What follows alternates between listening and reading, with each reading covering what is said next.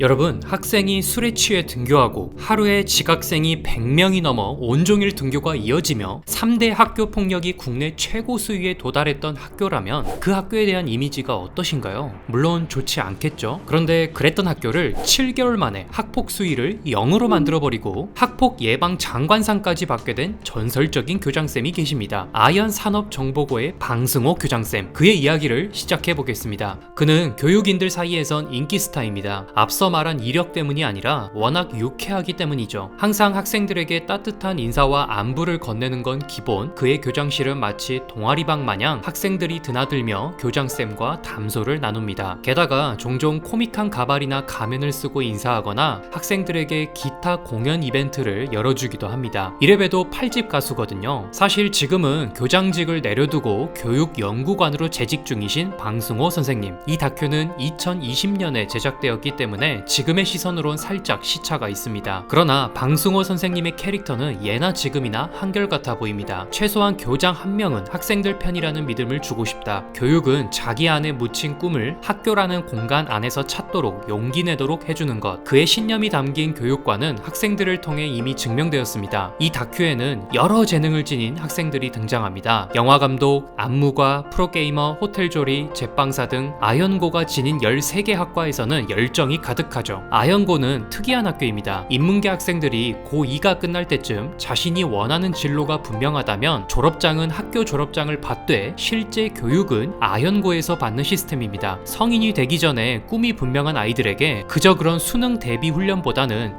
직업교육과 본인에게 특화된 훈련을 시켜준다고 보면 되겠습니다. 그러나 이 다큐는 아현고를 홍보하는 게 아니고요. 방승호 쌤을 어필하는 것도 아닙니다. 제가 이 리뷰 영상을 만들겠다고 결정한 이유는 바로 교육에 대한 작은 시선 변화가 이렇게 좋은 효과를 보여줄 수 있다는 걸 느꼈기 때문입니다. 선생님들이 정말 골머리를 앓는 것 중 하나는 학생들의 흡연 문제. 방승호 쌤도 매우 고민스러웠죠. 과거 학교라면 적발시 몽둥이 찜질, 운동장 뺑뺑이 뭐 이런 강압적인 지도를 보였을 겁니다. 그러나 방승호 쌤은 아주 색다른 방법으로 이걸 깔끔하게 해결했습니다. 교내 흡연이 잦은 곳에 가서 기타를 치고 노래를 부르기 시작한 거죠. 그렇게 탄생한 노래가 노 타바코. 8집 가수답게 몸소 흡연 장소에 가서 금연 희망 콘서트를 열어버린 거죠. 그랬더니 학교 청소 담당이 그 많던 담뱃값 쓰레기가 거의 보이지 않는다 라며 좋은 변화를 증명해 주었습니다. 마치 도시내 쓰레기 무단 투기가 많은 곳에 경고문 설치보다도 예쁜 꽃들이 있는 정원을 만들었더니 오히려 효과가 더 좋았다 라는 사례가 떠오르기도 했습니다. 이렇게 좋은 분위기 속에서 아현고 학생들은 자신들의 꿈을 마음껏 펼칠 수 있었습니다. 교장쌤부터가 전통적인 꼰대 같은 권위적인 이미지를 탈피하자 다른 동료쌤들도 학생들과 친근하게 지내는 사이로 변할 수 있었습니다. 교사들이 친구처럼 편하게 교육하자 학생들은 자연스레 학교가 더는 싫지 않았습니다. 그것을 방승호 쌤 표현에 따르면 납득되지 않게 공부만 시키던 시절엔 학생들이 집에 가서 부모에게 학교 이야기를 전혀 하지 않고 무언가를 시키면 하기 싫다고만 했다. 그러나 학교에서 하고 싶은 걸 잘할 수 있도록 해주자 오히려 집에 가서 학교 이야기를 더욱 많이 하게 되는 긍정적인 변화가 있었다 라고 합니다. 물론 여기까지만 들으면 다 좋은데 결과가 나오지 않으면 아무 소용이 없지 않냐 라고 반문할 수도 있습니다. 하지만 아현고 학생들의 성적은 대단히 좋았습니다. e스포츠 학과 학생들은 글로벌 챌린지 대회에서 상위권을 휩쓸어 버렸고, 안무가가 되고 싶던 학생들은 당당히 대학 실용무용과에 입학했으며, 영화 감독이 꿈이던 학생은 방송 조명일과 더불어 연출 공부를 본격적으로 할 수 있었습니다. 특히 이 다큐에선 e스포츠에 관한 내용이 많은데 아무래도 한국은 게임 플레이 강국이면서도 게임에 대해 인식이 좋지 않은 아주 이상한 현상이 있기 때문에 그걸 의식한 듯 합니다.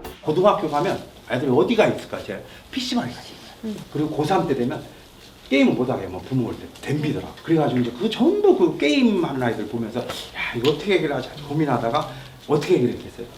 걔들만 아예 있는 인터넷 중독자판 하나 만들어요. 배낭에다 마우스 키보드 메고 한 달에 한 번씩 PC방에 날고 그런 애들 딱 모입니다. 옛날 검객들이 바닷가 모여 칼싸움하듯이 아침부터 게임을 하기 시작합니다. 게임을 하기 새벽에 한 명이 탄생이 되는 게 줌프로야, 줌프로. 근데 우리 학교 애들이 줌프로 막 탄생해요. 8월에 우리 학교 중에 손석희라는 놈이 세계대회에 나가서 연보성이나 8강에서 연보성이라는 막 깹니다. 한 달 후에 삼성 칸에 입사를 합니다. 연봉이 그 다음에 1억. 팔자 바뀌었다 안 바뀌었다? 완전히 걔가 그냥 인문학교 다녔으면 어떻게 됐을까요? 목화 지침중이에요. 전혀 지침중이에요. 게임 안에서는 거의 대부분이 그 평생교육에서 2년짜리 하든가 적걸어놓고 자퇴하든가 그런데 오늘은 다큐 같은 영화를 소개하는 날이었습니다. 물론 이건 광고입니다. 하지만 여기에 쓰인 모든 의견은 작품을 보고 든 저의 순수한 느낌을 적은 건 명백합니다. 저는 영화 유튜버입니다. 자연히 영화를 많이 보게 되고 해외 영화도 많이 접하게 되었죠. 그런데 문득 의문이 든 적이 있었습니다. 간혹 해외 하이틴 영화를 보게 되면 해외 고등학생들이 하는 활동이 한국에선 대학 정도는 가야지만 할 수 있는 것들이었습니다. 동아리 활동, 자기주도 학습, 연애, 개성, 자기 효능감 키우기. 물론 저도 꽤 예전 교육을 받았던 사람인지라 지금은 조금 다를 수도 있습니다. 하지만 OECD 국가 중에 청소년 삶 만족도가 아직도 하위권인 걸 본다면 별로 달라진 건 없는 것 같습니다. 한 번쯤은 학생이란 무엇이고 공부란 게 무엇이며 그리고 교육이 시험을 잘 치르는 그런 기술을 가르쳐 주는 게 아니라 진짜 참된 교육이 무엇인지 여러분들께서 이 다큐를 보시게 된다면 생각해 볼 수 있지 않을까 싶습니다. 현재 이 작품은 스테비고에서 관람이 가능합니다. 국내 OTT 서비스로서 무료 혹은 유료로 다양한 콘텐츠들을 쉽게 즐길 수 있는 곳입니다. 오늘 소개한 작품 같은 재미난 콘텐츠들이 준비되어 있으니까 둘러보시길 추천하겠습니다. 자세한 내용은 이 영상 더보기 설명이나 댓글에 링크를 참고하시기 바랍니다. 그럼 지금까지 상자였습니다. 감사합니다.